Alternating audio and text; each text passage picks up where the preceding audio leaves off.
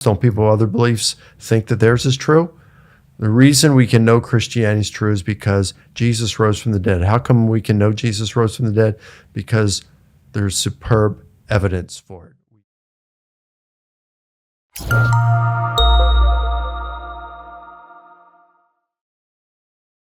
Mike, thanks for being on the podcast. Oh, man, my pleasure, Brett. Thanks for asking me. Now, for those of you who know of, Christian scholarship, which some people out there are thinking, is that an oxymoron? Do we actually have Christian scholarship? You may be familiar with Mike's name. Mike Licona is a New Testament scholar, and he is a PhD in New Testament. He's written a more than 700-page book on the evidence for the resurrection. His ministry is Risen Jesus, and Mike is doing great work for the kingdom. And but a lot of our audience isn't in touch with that scholarship, so that is exactly why we're having Mike on our podcast today to talk about some of the important evidence that we have for the Christian faith. But before we get into all that stuff, Mike, we want you to give our listeners a little bit of background on you, who you are. Tell us about growing up. Did you grow up in a Christian home? When did you come to Christ? Give us a little a context for your life. Well, I'm 62 years old. Wait a second. 62? You're 62? I'm 62. Wow. Yeah, Gosh. Well, you're just a couple years older than Aaron. Oh. Wow. Yeah, like 20, right? But yeah, I never, it's weird to say I'm 62 because, you talk to people who are in their 80s and they say, we don't feel in our heads any different than when we were in our 30s. And it's like, yeah, I don't feel like I'm 62. Yeah, and I wouldn't have guessed you were a day older than 60. So, Well,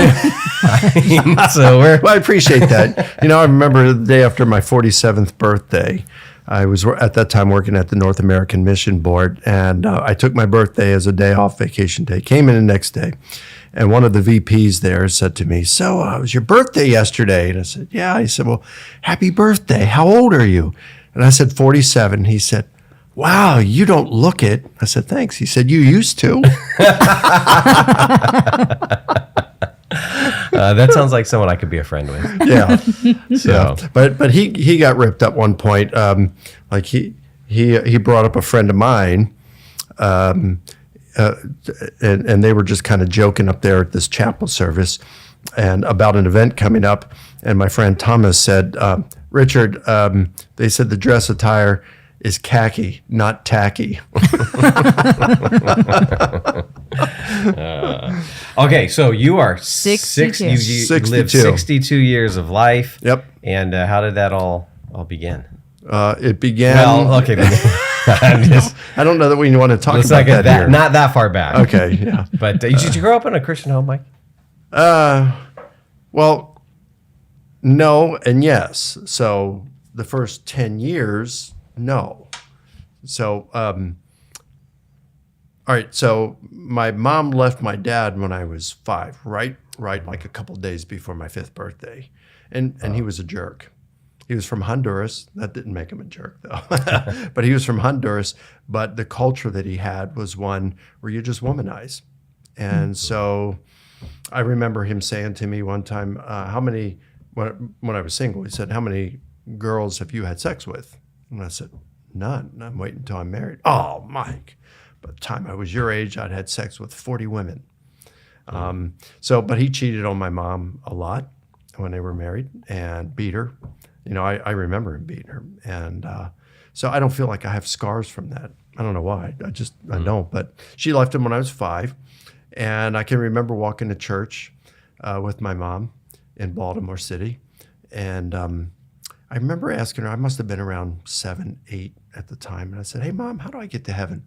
And she said, well, you just have to do more good than bad. I said, oh. I had a little sister 3 years older. I hit her, pulled her hair, made her cry. And I'm thinking, well, what if I do more bad than good? Well, then you go to hell to be with the devil forever. And I thought, well, where am I on that scale? Right? So she remarried when I was 10. And a little bit after that, we were going to a church. We moved out to Baltimore County, and they brought in a Christian magician or illusionist, whatever you want to call him. And they combined a bunch of our Sunday school classes for kids together. And he would do these magic tricks, but he would relate the gospel to them. And how I came to realize it wasn't this good versus bad. It's what Christ did for me. And he gave an invitation, and I thought, this is exactly what I've been looking for. I've been looking to know. I mean, I want to know how to get to heaven. And so at 10 years old, gave my life to Christ. 3 of us went forward. I was thinking, I don't know why everybody else isn't, but I don't care. I didn't care. It's like, so that's the day I consider that I started my relationship with Christ. I got tricked into the kingdom, you know. I grew some as a teen. So my dad and mom, they loved the Lord and were maturing as Christians, and they provided a good Christian home. So from 10 on up, I had a good Christian environment to grow up in. And I ended up going to Liberty University. I was a music major. Played saxophone. I was planning on being a jazz musician. But my first year there, I felt like I don't want to do that. I want to do full-time Christian ministry. That's all I want to do. I want to devote my life to Christ. I want to do it. And so, man, I just was growing in the Lord. And by the time my senior year, I was probably reading scripture an hour a day. I was praying between an hour to 2 hours a day. Not that it was required. I couldn't get enough of it. I felt like I had this intimate relationship with the Lord. So, you guys have been to, theological training in school. So you'll hear people talk about the Greek or the Hebrew, and it gives, this kind of meaning behind it. And so after a while, I thought, man, this is just amazing. I want to learn Greek so I can read the New Testament in its original language. And so I did. And it's like, you got to understand, I was a gifted student in school. When they gave me a C, it was a gift. And I have ADD, had it for as long as I could remember. But I loved Greek, loved it. I couldn't get enough of it. They let me into to grad school on probation because my grades for undergrad they weren't good. But I did so well on the Greek entrance exam that they said, okay, he's serious. And so I took every Greek course that was offered, and they even made up some independent studies for me, like Septuagint Greek, Rapid Greek reading, things like that. And I was just studying the New Testament in Greek for hundreds and hundreds of hours. And then one day I just asked myself the question, is this stuff really true? Anything that prompted that? No. You were just in your room thinking one day about it, and it's just like, thought. I feel I have this intimate relationship with God, but I got started thinking, well, do Muslims think the same thing?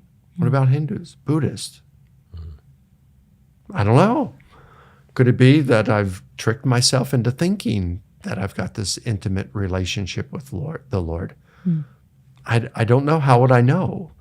And I had a roommate. This was finishing up my graduate degree in New Testament, and my roommate was doing a master's degree in philosophy and apologetics. And he said, "You need to go see Gary Habermas." Knocked on his door of his office, and he invited me in. And I said, "I'm having doubts about my Christian faith." He said, "Come on in, sit down." Closed the door. He said, "Don't worry about it."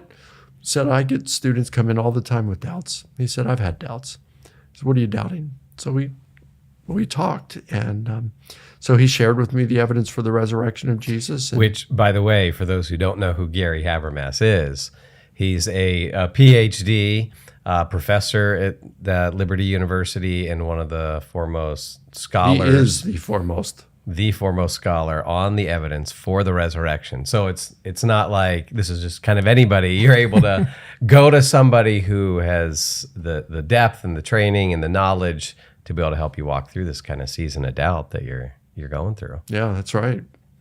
And he didn't mock you for it. He didn't.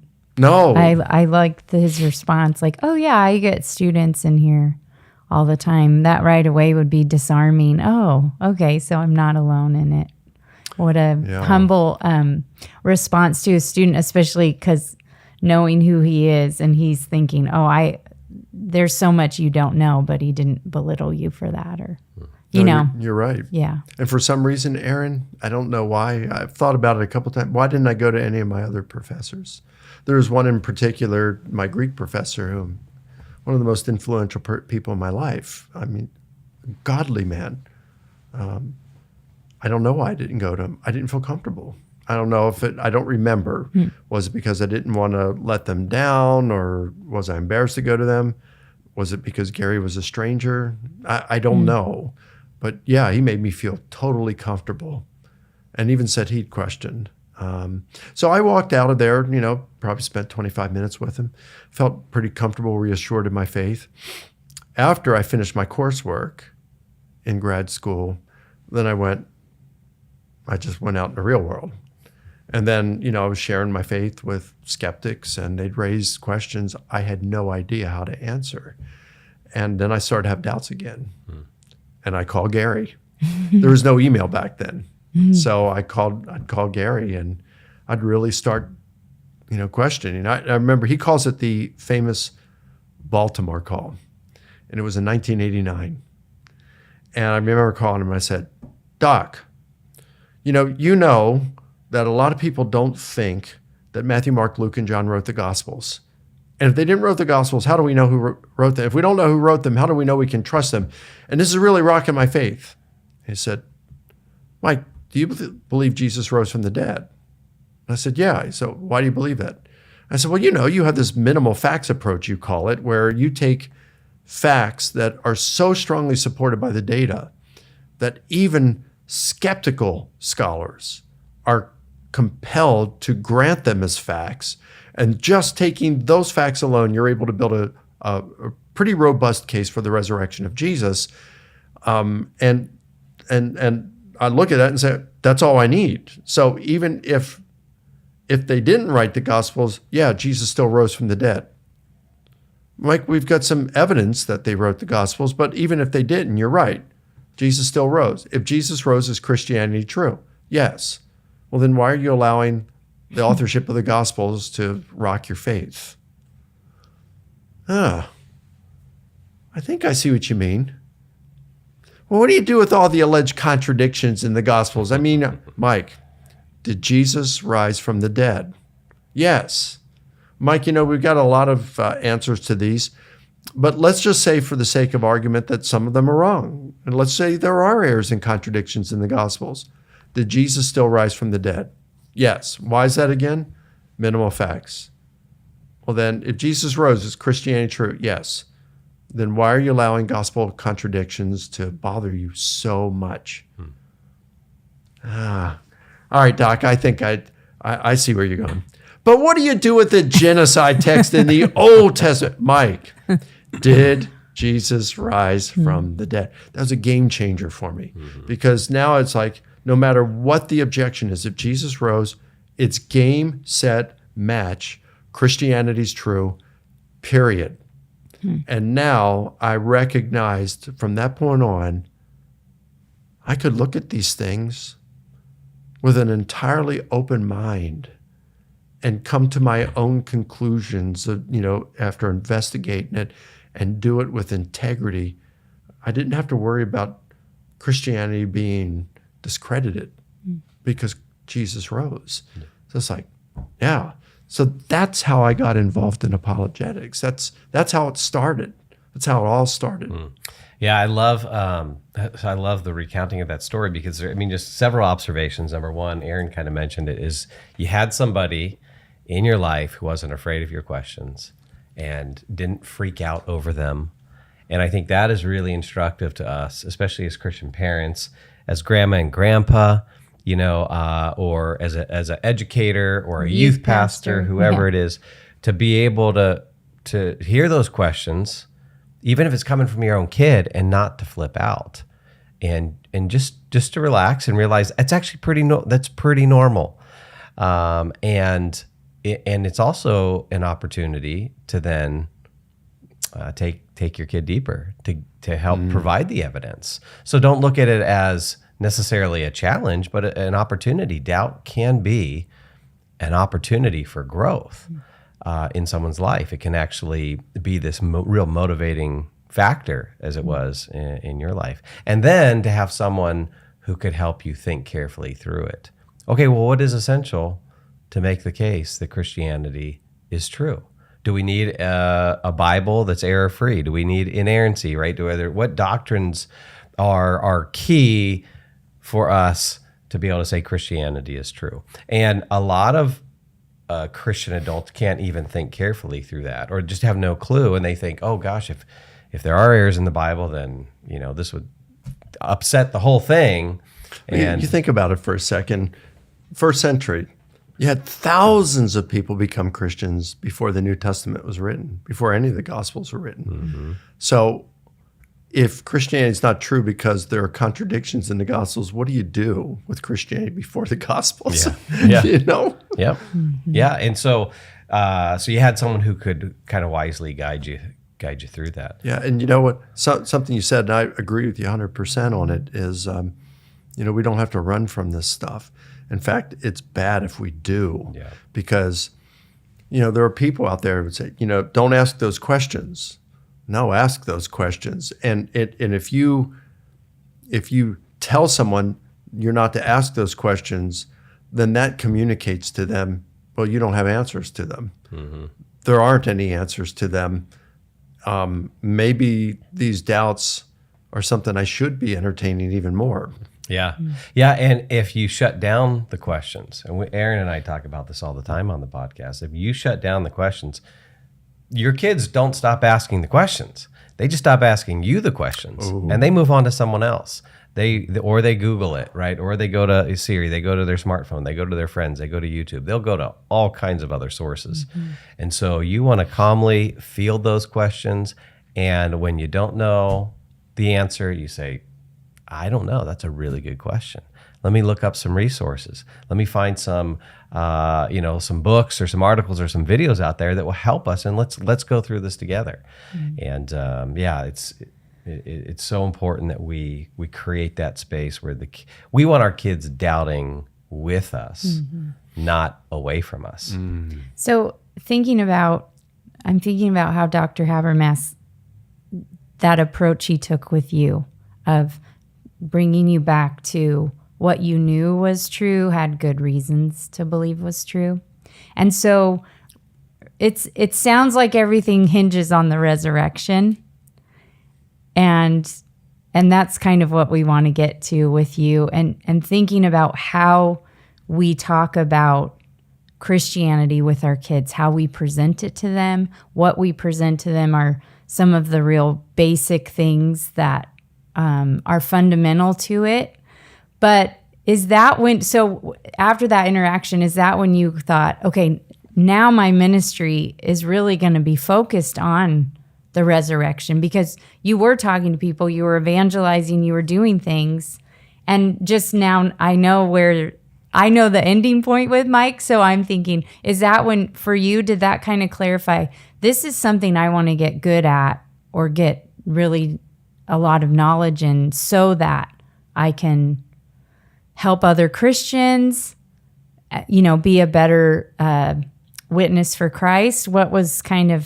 Did that help kind of clarify even your career or in where you wanted to go? It's a good question, and certainly better than the ones that Brett has asked so far. Well, that's why I have her on the podcast. Actually, it didn't. It just made me more comfortable with my faith at that point. But I was, when I started in apologetics, I was more interested in the science stuff, to be honest with you. And the historical stuff, I wasn't that interested in. I guess I started to get interested in resurrection. It would have been 1997. And I was lecturing on it to an adult Sunday school class at my church. I'd gone through a couple of weeks of different things on apologetics, and I came to the last part, and that was on the resurrection. And you know, you guys speak in front of people. You know when you're connecting with the crowd. You know when you're not connecting. And I was not connecting. I've never had that experience. Mike. Well, that's good. That's really good. Wow. I Tell me believe more you. about it. So it's like I was so discouraged afterward. And I remember riding home after church, and my wife said, "What's wrong?" I said, "I'm just a loser." I said, "I wasn't connecting with these people. I was boring." And I just gave them dry facts. And it's like, this is the resurrection of Jesus. This should be exciting stuff. And she says, well, I don't know, why don't you just video record you giving a lecture and make that available to people? I said, why? So they can be even more bored watching me on video than in person? And she said, well, why don't you make a movie or something? I said, a movie? I have no... How am I going to make a movie? You know, and that's money, money. And it's like, well, why don't you write a script to something and just start on some? So I thought, you know what? I could do that. I don't know if it'd ever get anywhere. So I got home after lunch and I got thinking, what could I do for a movie? If I were going to do a movie or write a book, a book.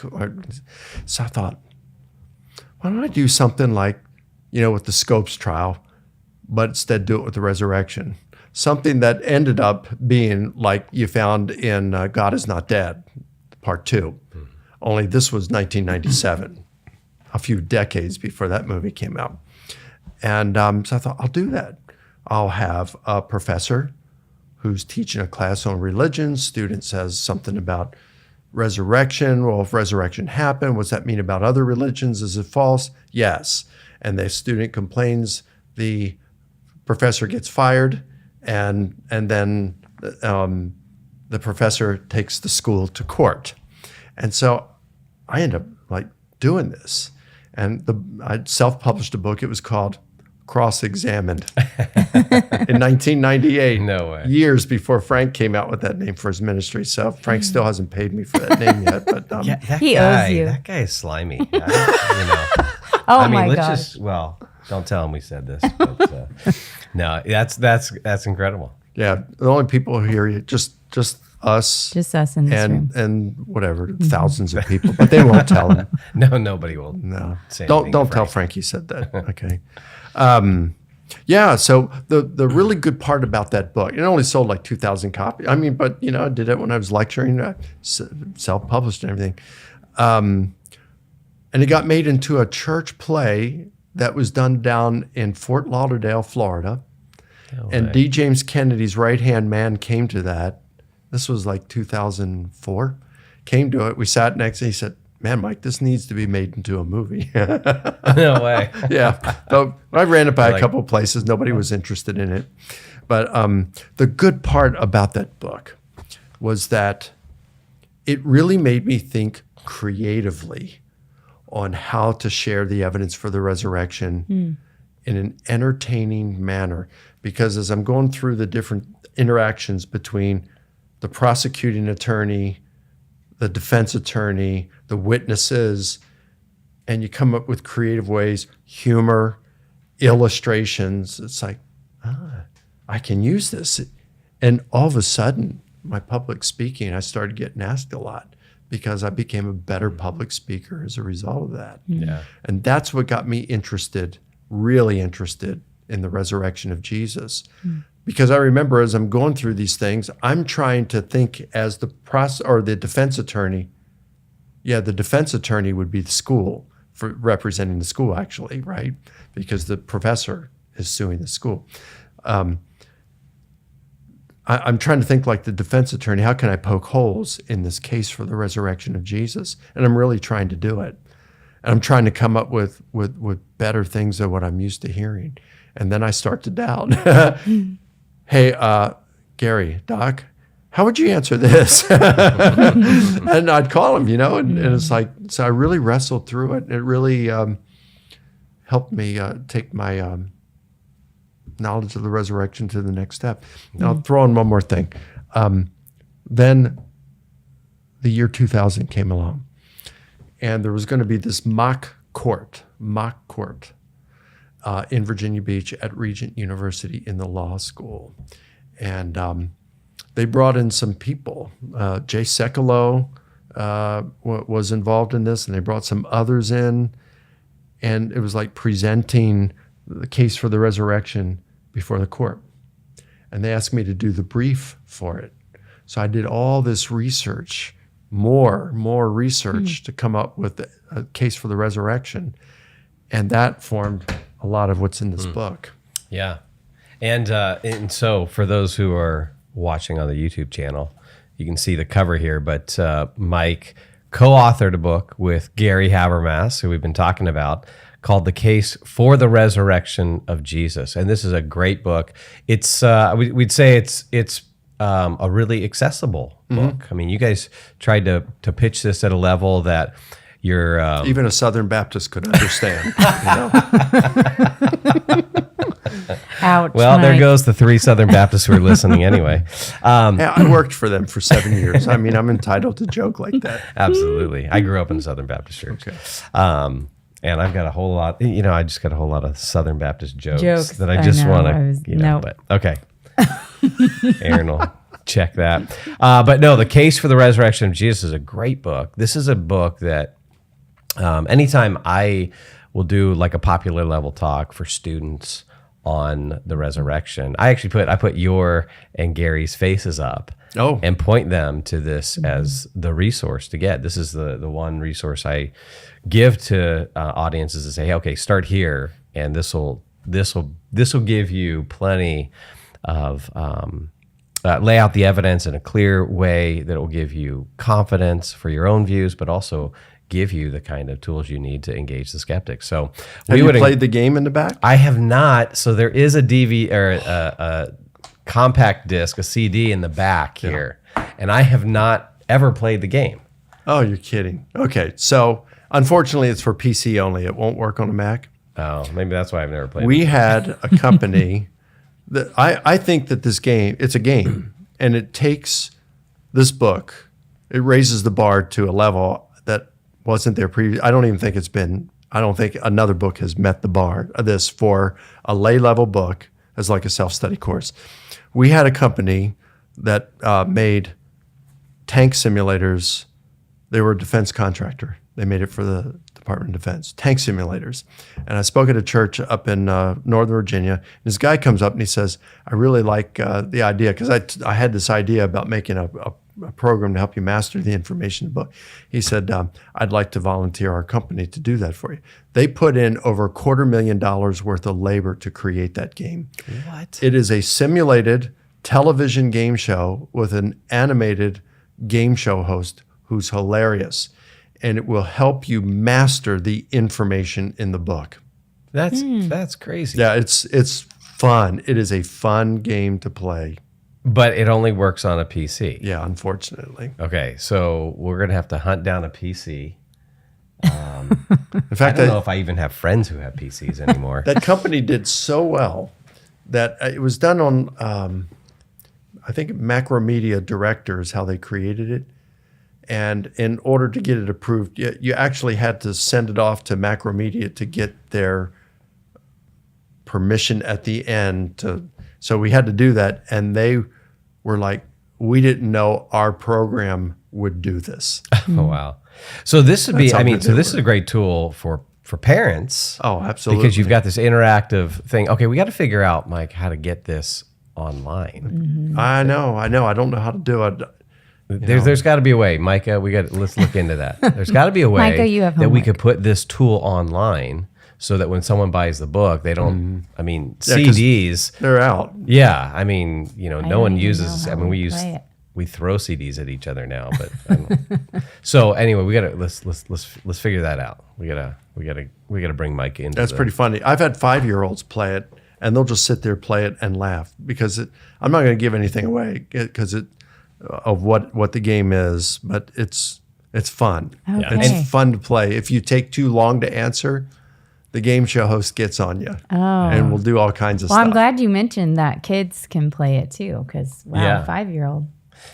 So I I just love hearing your story, Mike, and even how God has pushed you to be creative in your scholarly study and then creative to reach people for this important knowledge that as Christians we need. And I want to make that connection for people, because I think sometimes when we grow up in the church or we've been in the church for a while, we have heard about Jesus's resurrection over and over again, and it becomes this like, oh yeah, Jesus rose from the dead. And we don't take it as seriously as Dr. Habermas kept reminding you of. And so I want you to kind of thread that needle for people, for parents, of why we need to take seriously the study of the resurrection, and especially as parents who, as we've raised our kids, you feel this heavy burden, and you're a dad too, which we forgot to mention in the introduction, but Mike and his wonderful wife have 2 kids, adult kids now. Mm-hmm. But this weight of, if you do take your faith seriously, if you think Christianity is true, which we do, then you want your kids to grow up with the knowledge of this truth and to follow Christ. And so this feeling of, how do I pass this on? How do I teach it to my kids? That was something for me, especially when our oldest daughter was little. I was like, I don't know how to do this. Because I did grow up in a Christian home and we went to church on Sunday, but I just didn't see how anything at church had anything to do with regular life. And yeah, I mean, I remember hearing, Jesus died for your sins. And I remember thinking as a kid, why? Like, it just didn't make any sense to me. Yeah. And, I think now reading like Francis Schaeffer, who talks about why we don't start the gospel with Jesus died. You start before that to make sense of the whole story. So I'm going on and on. But so why should we as Christians spend time thinking about reading the case for the resurrection and looking at the evidence at the evidence and really thinking about, this actually, our faith kind of hinges on this. This isn't a matter of just like, the Buddhists believe one thing, the Mormons believe one thing. We believe this, little thing that Jesus came and he died and then he rose again.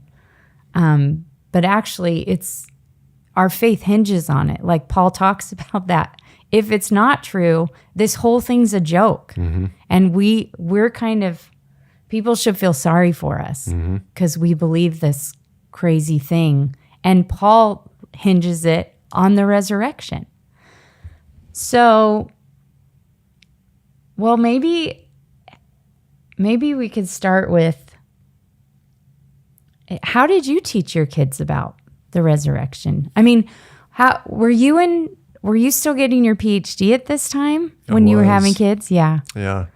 And I have to, I'll freely admit, I kind of failed in this way. What I didn't want to do, since my kids were growing up in a home where they knew their mom and dad loved God more than anything else, we didn't want to make the mistake of trying to like force things on them. Mm-hmm. So we kind of trusted that the youth leaders were going to instill a lot of the stuff in them and even teach them apologetics. They didn't. They did more just, playing ping pong and watch movies and things like that. So we passed the baton to them and they dropped it. But that all comes back on me. Was that fear? It's ultimately, Was that, what was underneath that for you? Was it fear or I didn't want was to it force it. My dad was kind of like, he was a good guy.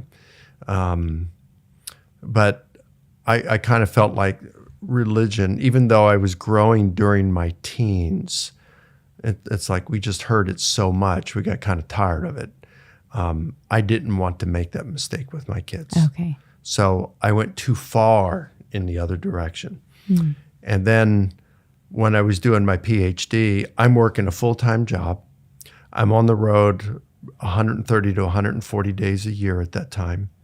And I'm doing my doctoral research. And I did it that way for 5.5 years. So I didn't spend as much time with my kids as I should have. And so I regret that. Now, there's also a part that's like, would you do it differently? Yeah, I would do it a little bit differently. I would have spent some more time with my kids. But I can tell, Brett is a much better dad than I ever was, or that I wanted to be. And I beat myself up for that some, but not a whole lot. And the reason I say that is because, Jesus did say, unless you love me more, right, than wife and mother and father and children, brothers and sisters, you cannot be my disciple. I don't know that the apostles, oh, Jesus, I can't go out on that trip. It's my son's birthday. You know what I mean? I'm sure their kids and their spouses felt neglected some. So I don't know where the line is. Maybe it's different for everyone. Yeah. Okay. So so in terms of, I'm just thinking of Christian parent listening out there. Okay, so we've got this scholar on the resurrection, but what about the Christian parents, the Christian families out there? You're kind of normal, quote unquote, normal average Christian out there who says, well, okay, yeah, for the scholar, that's great, all this evidence for the resurrection, but really isn't just my belief enough, right? I believe in the resurrection. That's it. I'm going to tell my kids, hey, believe in the resurrection. The Bible says so, kind of thing. Why is that enough, Mike? Or why should they know the evidence? Why should they talk about the evidence and pass that on to their kids? Yeah, good question. I think it depends on the person. So, like my dad, he didn't have any use for apologetics. He was a diehard Calvinist. And if the Holy Spirit has told you that Christianity is true, by golly, you never doubt, And the fact that I doubted, at that time, and even after then, that was a sore spot, with him. He didn't like the fact. And I said, that is how I'm wired. Well, that's how God causally determined you on his view. I see. I wish I'd knew you then. That would have been a great answer to give him, right? So I love my Calvinist friends. I do think they're going to heaven still. So Oh my God. yeah, I think I lost my train of thought here. Your Your dad dad was wired so different than Yeah, you. okay, so he never doubted. He has never once doubted. I've talked to Bill Craig. Bill Craig has never once doubted his Christian faith. And for those who don't know Bill Craig, William Lane Craig, one of the foremost I think he's the greatest Christian apologist in the history of the church. I mean, he's in a higher league. You know what I mean? He's amazing. Yeah. And there's another name. I want parents to know Mike Licona. I want parents to know Gary Habermas. I want parents to know William Lane Craig. These are men who have given evidence for the Christian faith. So what would you say to the parent who says, well, belief's enough? So for some people, it is going to be enough. But there are a lot of us, like me, and it's not enough. I need facts. And so you need to understand we're all wired differently. Some people are going to doubt. They don't need the evidence. Some people, like myself, are going to doubt. We need evidence. C.S. Lewis doubted. And it's not just Christians. Even Antony Flew, perhaps the most influential philosophical atheist of the latter part of the 20th century, latter half of the 20th century, said he doubted his atheism all the time. Now, he ended up coming to believe that God exists, but he didn't become a Christian. But a lot of us can, and C.S. Lewis said when he was an atheist, he doubted that there were times when Christianity looked a whole lot better. So here's why I think whether you doubt or not, or don't ever doubt, I think it's important to know the evidence. Here's why. We live in an upside down world now, don't we? Yeah. I mean, our world is insane, what's going on. And I truly think that we as Christians are going to see some real persecution in the coming years. Yes, here in the U.S., I think we're going to see it. I think we're going to see it in Europe. I think we're going to see it around the world. We are no longer in a majority. People may claim to be Christian, but they're not really, you know. The true elect, I'm not Calvinist, but I do like to use that. The true followers of Jesus are going to be persecuted, I think, in the future. And here's why the evidence is important. When you're about ready and you either have to stand up for Christ, or you're going to lose your house, or your job, or you're going to jail, what are you going to do? If you are just playing with Christianity, it's like, you know, I don't think so. I don't think I'm going to give. Yeah, I believe it, but you know, I don't believe it enough to give up and lose my job. Or to go to prison. No, you know. Well, when it comes down to it, how do I know Christianity's true? Don't people of other, back to my initial doubts, don't people of other beliefs think that theirs is true? The reason we can know Christianity is true is because Jesus rose from the dead. How come we can know Jesus rose from the dead? Because there's superb evidence for it. We don't have that for Islam. We don't have that for Hinduism. We don't have that for Buddhism. We don't have it for other religions. We have it for Christianity, that he rose from the dead. And so when the rubber meets the road and persecution hits, and like I said, I'm 62. I think I may see it before I die. It's a good time to be in your 80s right now, I think. You know, I think there's a good chance I'm going to see it before I die. I think there's an excellent chance you're going to see it. And I think it's certain that our kids are going to see it. So it's important for them to know the evidence so that they know Christianity is true. So when they are faced with the rubber meeting the road, and they're going to lose something as a result of their faith, then they know it's true. And it's like, hey, my citizenship's in heaven. This isn't the stuff that people in Hong Kong are facing right now, with the Chinese government saying, you make the Chinese Communist Party number one above everything, or else, Yeah. you know, if you even put Christ first, you could go to prison for the rest of your life. These people have been free their whole life, and now they're faced with this kind of a decision. Yeah. Yeah, and that's where I think when we think about belief, if we say, well, it's enough that we believe. Well, but even with belief, there are degrees of strength when it comes to our beliefs. There's some beliefs that I hold, maybe more 50-50, you know, or maybe it's 60-40 or whatever. And you know, those beliefs that you're more 50-50, 60-40, they might not play as big of a role in your life, or you might not be willing to drop everything for that belief. And so, you know, I think we want to kind of talk to our kids and kind of get a pulse for, okay, how strongly do you believe this? How strongly do you believe that Jesus rose from the dead? You know, and it's not enough that mom and dad told you the Bible said so. You know, and to kind of have that kind of dialogue with our kids, but also to think about the strengthening of our kids' beliefs, so that when the persecution comes, when there is the external pressure, those beliefs are well anchored. And you know, I want my kids to be 95.5, you know, where there's a strong conviction, like, no, I don't just believe this. I know this is true. I know Jesus rose from the dead, right? And it's the reasons and the justification and the evidence that really strengthen our convictions, that then cause us to really live our lives on kind of the rails of our beliefs. So When you were talking, Mike, I thought about, I think it's in Book of John, but when, you know, Jesus is starting to get more into his teachings and really starting to his followers were starting to think, okay, now he's starting to say some weird stuff. Like in the part he's talking about, you're gonna, if you follow me, you're gonna drink my blood and eat my flesh. And so people start to leave. Now, what if Brett had said that to you when you were?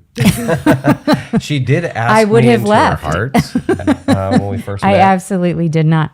But that's a scene where people are leaving, and then Jesus turns to the disciples and he says, are you going to leave too? And Peter in particular, who we know later goes through doubt, but then we know later on is killed for his faith. Mm-hmm. But Peter answers, he's like, where else would I go? But part of that answer was because he had seen Jesus. He had seen so much evidence that Jesus was actually the promised Messiah. He was here. And so it was like the evidence was too overwhelming that even though, people are starting to leave, Peter's like, where am I going to go? And then it also made me think too, I think because you mentioned persecution, which I do think we have to talk to our kids about. So on All Saints Day, I read to our younger kids the story of Polycarp. And of course, he was a disciple of John. Mm-hmm. And when he ended up being burned at the stake, he would not renounce Christ. And part of it was like, I can't renounce Christ. I know that he lived, died, and rose again. Like, I can't walk away. I can't deny it. And it was this overwhelming knowledge that he had that this life wasn't all there is, that there was much more to come. And I think, that we do have to tell these stories to our kids, because I think more than social persecution is coming. Mm-hmm. And so it is important that we present to them a faith that isn't just good feelings. Jesus is going to make your life happy. Jesus is going to actually ask a lot from you, but it's true. And he really lived and he really died. And we have good reason to believe he rose again. Yeah, which we haven't even touched on any of the evidence yet. So that's where I was thinking, should we have Mike say maybe just to whet people's appetite for why? Okay, so that's where I was going. I was leading you there. I was transitioning you. Were you? Yeah. So Mike, you've written a 700-page book on this, right? I'm guessing that most of our audience is not going to read that book. We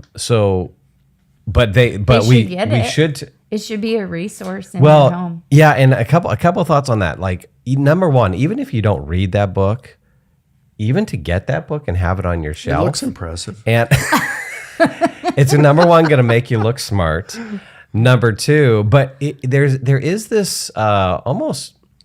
This is where I think in the kind of the modern evangelical church, we need to think about the importance of Christian scholarship and the fact that we have guys like you on our team who we can count on to be doing some of that hard work of scholarship that maybe the mom or dad who are the businessman or woman there or homemaker, whoever, they actually can, in a sense, lean on you and rely upon you and know, hey, I mean, it's just helpful to know that, hey, there's this guy on our side who's a legitimate PhD, a major scholar, and he has written this massive tome on the evidence for the resurrection. Okay, so there's this kind of borrowing of your faith in a sense, right, where we can kind of lean on you and to be able to point to our kids and to say, hey, especially for those who have like maybe kids that are a little more intellectual or who are more skeptical or who are doubting, to say, hey, here's a 700-page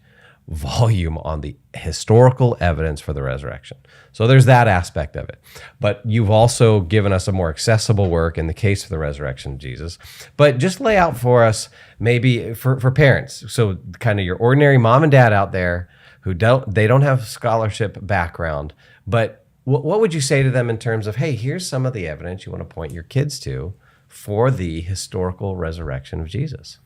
Yeah, well, pretty simple. And that's in this book.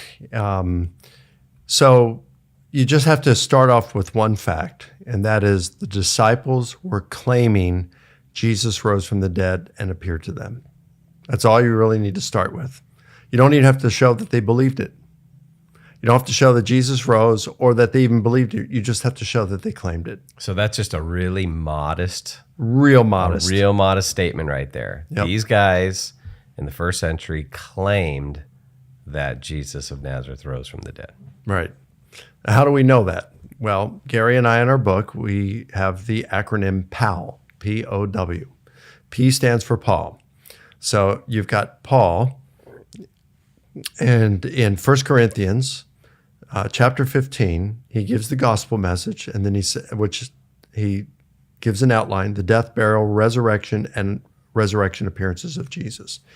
And then in verse 11, he says, whether I or they, the other apostles, this is what we preached, and this is what you believed. Okay? So he's saying not only he as an apostle has seen Jesus and preaching, but he says the other apostles saw Jesus and they're preaching it. And he says, I delivered to you, in verse 3, what I also received. And he got it from the apostles. So we know from Paul, he's getting this from the apostles. We know that Paul and the apostles are preaching this. And in Galatians chapter 1, he says he spent 15 days with Peter. And in chapter 2, he ran the gospel message past Peter, James, and John. So you got two of Jesus' three closest disciples, Peter and John, and then James, Jesus' brother. That's pretty good. And he said, I ran the gospel message past them that I'd been preaching to ensure that I was on message with what they're preaching. And he said, they added nothing to what I said. They extended the right hand of fellowship. In other words, fist bump, Paul. Good job, brother. Keep up the good work. So Paul's preaching the same thing they're preaching. And then in 1 Corinthians 15, he's preaching the death, burial, resurrection, appearances of Jesus. And that whether I or they, the other apostles, this was what we preached. So number one, P, Paul. O, oral tradition. Now we got oral tradition. Go back to Paul, 1 Corinthians 15. Again, I delivered to you what I also received. This is oral tradition. And he's talking about, he got it from, he said, then Jesus appeared to Peter, then to the 12, then to more than 500, then to James. Wait a minute. Paul met with Peter and James twice. That's where he's getting this information from. Mm-hmm. Then to all the apostles, and then Paul adds his own name to the list. So you got oral tradition, plus you have the sermon summaries in the book of Acts. About a third of all of Acts, maybe even a little bit more, are either direct or indirect speeches and sermons. And so scholars differ on their opinions of what these sermons are, but at minimum, they agree that these sermons encapsulate the apostolic message that's going on. So they'll debate on whether, some will say, yeah, Peter gave that message on that occasion. Others will say, no, he didn't. But the message the apostles were preaching, yeah, that's in that sermon. So, so you got the Acts sermon summaries, and then you've got, and that's like oral tradition, and then you got written tradition. You got Matthew, Mark, Luke, and John, and you have Clement of Rome, who is believed probably to have been a disciple of the Apostle Peter. And then you have Polycarp. One of you mentioned Polycarp. Was probably a disciple of John. And they both mention the resurrection of Jesus. So that's pretty cool stuff. So you've got Paul, oral tradition, and written tradition. In all there, you got Paul, then oral tradition, you got the creed in 1 Corinthians 15 and sermon summaries. You got written tradition, 4 gospels, and then Clement of Rome and Polycarp. That's 9 sources. 9 first century sources that all point to the apostles claiming Jesus rose and appeared to them. So, this is pretty much a non-disputed fact that the disciples were claiming that. And that's how you start. That's the main thing. And this is even amongst non-Christian scholars. That's right. They would say. They're not going to dispute that. So now it's like, well, what do you do with it? What do you do with it? Well, there are only so many options. Were they lying? Well, then you can show no, because probably not, because we got many testimonies, even from the first century, that these disciples were willing to suffer continuously, willing to die, and even several of them did die as martyrs. Sean McDowell, probably the leading authority on that, with his doctoral dissertation and work on what happened to the apostles. Okay, it wasn't a lie. They truly believed it. And by the way, just about every scholar will say that too. They not only claimed it, they also believed it. It's true that a lot of the later accounts of the disciples dying were probably fabricated or amplified from what they really were. Even Polycarp's death was probably amplified a little bit because, he was burned at the stake, but then it said, he wasn't being consumed. And so the soldier pierced him with a sword, and when he pulled it out, so much blood came out of Polycarp that it extinguished the fire, in Jewish martyrdom literature, there's a lot of amplification, embellishment in it as well. So there's probably some of that going on. So how much of it is trustworthy? We don't know. They may have all died as martyrs, maybe not. We don't know. We do know Peter. We do know Paul. We do know James, the brother of Jesus. At least those three, at the very minimum, those three are pretty much beyond doubt. So they truly believed it. And then you got to look at other things like hallucinations, or were they using it as a metaphor, things like that. There are all these other and these are other explanations people other are going to give. explanations. Yeah. And we talk in the book how to address those. Yeah. And so that's the thing right there. You start off with Jesus' disciples claimed he rose and appeared to them. That's it. And you get that, you are home free. Yeah. The rest of it is a piece of cake. Yeah. And I love that. I've seen you kind of sketch out a little chart that I think is really helpful. Oh, where yeah. You start with that fact. Okay, at the very least, these guys believe that Jesus rose from the dead. And then you got two options. Either he did rise or he didn't rise, And now if they believed it and he didn't rise, then you're left with, a couple of other options. Right? They knew that he didn't rise. Well, it's like, okay, so he either appeared or he didn't appear. If he didn't appear, they really thought he appeared, or they knew he didn't. Mm-hmm. If they thought he did, they were either hallucinating or Jesus had an identical twin. And things, and you go through all that kind of stuff. Yeah, that's something I'm added recently. I don't think that's in the book, but that's a lecture I've started to give more this year. And I say, here's a way to share the evidence for the resurrection. It's so simple, you can share it on a napkin. Yeah, yep, and draw it out. And you could probably find that. I'm sure there's some of that's on YouTube. You could search for Mike Licona's name on YouTube, and there's all kinds of talks that you've done. There's this book. There is, you've done 7 different books, right? Or are you on 8 or 9? I mean, where you lose track with I don't know where guys I'm like at. You. 8 or 9 is where I'm at, I think. Now, I've got another one coming out in May. I don't know which one that is. Yeah, well, tell people where they can find you at, Mike, in your website. RisenJesus.com is my website. We also have a YouTube channel. There's over 500 videos on there. Just type in my name, Mike Licona, and that channel will come up on YouTube. It can also, this wouldn't be for young kids here, but if you have adults who are interested in going deeper in apologetics, I teach at Houston Christian University. Mm-hmm. We have certificate programs there, and we also have a master's degree in Christian apologetics. Great faculty. People can do it entirely online. Yeah, and even if you can't pull off a full degree, you can audit classes. Oh yeah, online. I just saw Nancy Piercy posted something about that, and so great resources. Yeah, Piercy's there. Yeah, yeah, she's great. Really People good love folks her. there. Yeah.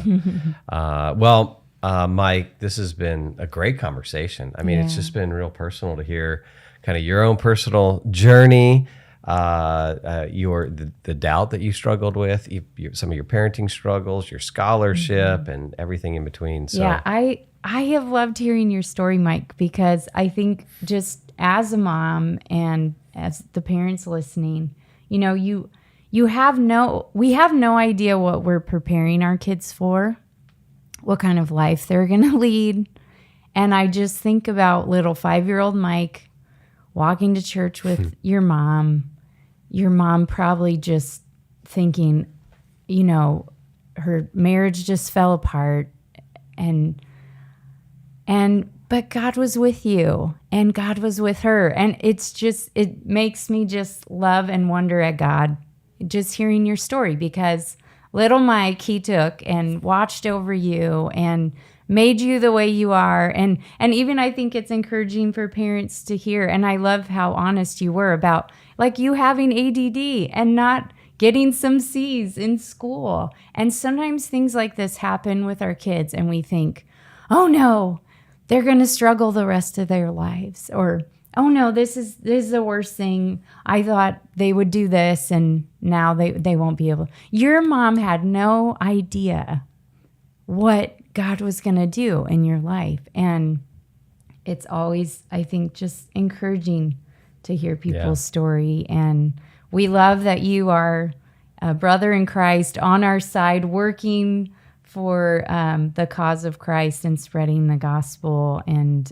so thank you for being with us and for being so honest and sharing with us. Yeah, and I think helping us to see what Paul says in 1 Corinthians 15. I mean, if Jesus didn't rise from the dead, our faith is in vain. This whole thing is useless. It's a waste of time. Mm-hmm. And what you've done is you've served the church well. You've served Christian families well by laying out the powerful case that Jesus actually rose from the dead. Because there's a flip side. Hey, if this stuff is not true, then yeah, it's a waste of time. It's futile. But if it is true, right, it changes everything. So thanks, Mike. Well, thanks for having me. I love your ministry, and it's so important. And I'm blown away in how the Lord has blessed your ministry. And I remember when you started Maven, and it's just, I can't believe the way it's just exploded in growth. God is with you guys, and it's just an honor to be on the same team.